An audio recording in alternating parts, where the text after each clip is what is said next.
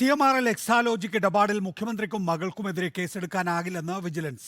അന്വേഷണത്തിനാവശ്യമായ തെളിവുകൾ പരാതിക്കാരൻ ഹാജരാക്കിയിട്ടില്ലെന്ന് അന്വേഷണ സംഘം കോടതിയെ അറിയിച്ചു. തന്റെ പരാതിയിൽ നടപടിയെടുക്കുന്നില്ല എന്ന് കാണിച്ച് മാത്യു കുഴൽനാടൻ MLA സമർപ്പിച്ച ഹർജിയിലാണ് വിജിലൻസ് നിലപാട് വ്യക്തമാക്കിയത്. തുടർവാദത്തിനായി ഈ കേസ് ഈ മാസം 27 മാറ്റി.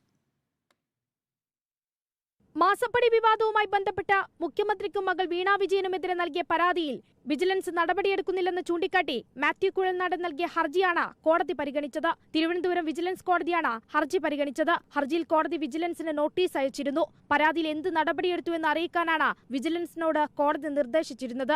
ഇതിലാണ് വിജിലൻസ് ഇപ്പോൾ മറുപടി നൽകിയിരിക്കുന്നത്. അന്വേഷണത്തിനാവശ്യമായ തെളിവുകൾ മാത്യു ഹാജരാക്കിയിട്ടില്ലെന്നാണ് വിജിലൻസ് കോടതിയിൽ പറഞ്ഞത്.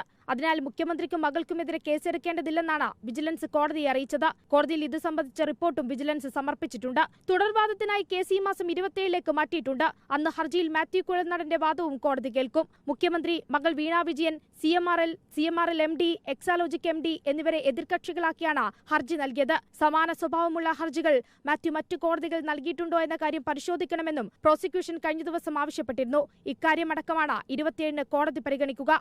നിലവിൽ വിജിലൻസ് നൽകിയിട്ടുള്ള ഈ വിശദീകരണം മാത്യു കുഴൽനാടൻ MLAക്ക് വലിയ തരത്തിലുള്ള തിരിച്ചടിയാകുമെന്നാണ് വിമർശനമുയരുന്നത്.